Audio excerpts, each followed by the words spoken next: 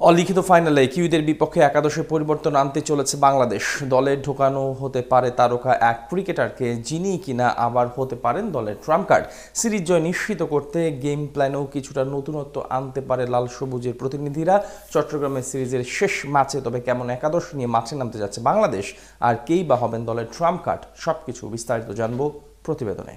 প্রথম ম্যাচে হারার পর দ্বিতীয় ম্যাচে ঘুরে দাঁড়িয়েছে বাংলাদেশ। নিউজিল্যান্ডের বিপক্ষে ম্যাচ জিতে নিয়েছে হেসে খেলে। এবার টাইগারদের লক্ষ্য সিরিজ জয় নিশ্চিত করা, আর সেই লক্ষ্যেই ঢাকা থেকে চট্টগ্রাম পাড়ি দিয়েছে লাল সবুজেরা। সাগরিকার পারে কিউইদের হারাতে নতুন পরিকল্পনাও করছে মেহেদী মিরাজরা। একাদশেও আনতে যাচ্ছে পরিবর্তন। অলিখিত ফাইনালে নিজেদের সেরা বোলারকে একাদশে এনে কিউইদের চমকে দিতে যাচ্ছে ফিল সিমন্সের শিষ্যরা।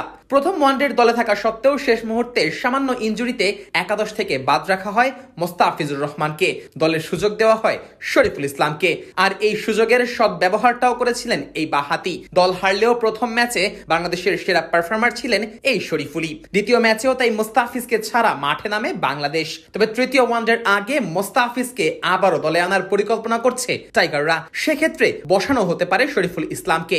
যদিও যেই দুই ম্যাচ শরীফুল সুযোগ পেয়েছেন সেখানে দারুণ ছন্দেই ছিলেন, তাই তো তাকে না বসিয়ে তাসকিনকেও বসানোর পথে হাঁটতে পারে লাল সবুজেরা। তবে আপাত দৃষ্টিতে তাসকিন আর শরীফুল দুজনকেই বসিয়ে মোস্তাফিজ আর তানজিম সাকিবকে দলে নেওয়ার সম্ভাবনাও একদম উড়িয়ে দেওয়া যায় না। তবে ম্যাচটা যেহেতু অলিখিত ফাইনাল, সেহেতু নিজেদের সেরা তিন পেসারকেই একাদশে রাখতে চাইবে টিম ম্যানেজমেন্ট। এদিকে টপ অর্ডারে খুব একটা পরিবর্তন আনতে চাইবে না টিম টাইগাররা, বরং সাম্প্রতিক পরিস্থিতি বিবেচনায় বাংলাদেশের সেরা ব্যাটিং অর্ডার নিয়েই কিউইদের বিপক্ষে দ্বিতীয় ওয়ানডেতে খেলতে নামছে মেহেদী মিরাজরা। ওপেনিং এ সাইফ হাসান ও তানজিদ তামিমেই ভরসা বাংলাদেশের। প্রথম ম্যাচে সাইফ পেয়েছেন 50-র দেখা, আর দ্বিতীয় ম্যাচে এসে ঝড়ো ব্যাটিং এ অর্ধশতক হাঁকিয়েছেন তানজিদ তামিমও। শেষ ম্যাচেও টাইগারদের ইনিংস গোড়াপত্তনের দায়িত্ব থাকবে এই দুই ব্যাটারের কাঁধে।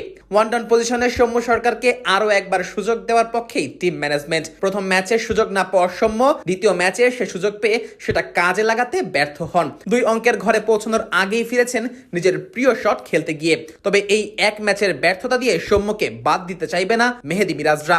ছন্দে ফিরেছেন নাজমুল হোসেন শান্ত, সবশেষ ম্যাচে পেয়েছেন 50-র দেখা।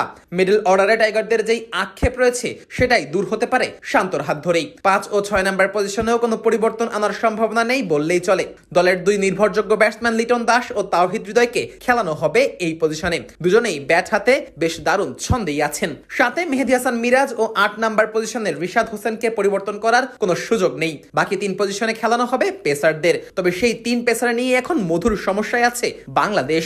নাহিদ রানাকে যথারীতি খেলানো হবে, এটা এক প্রকার নিশ্চিত। এছাড়া পেসার হিসেবে মোস্তাফিজের খেলার সম্ভাবনাও রয়েছে প্রবল। আর বাকি থাকা এক পজিশনে শরীফুল ইসলাম কিংবা তানজিম হাসান সাকিবের থেকে যে কোনো একজনকে খেলাতে পারে লাল সবুজেরা।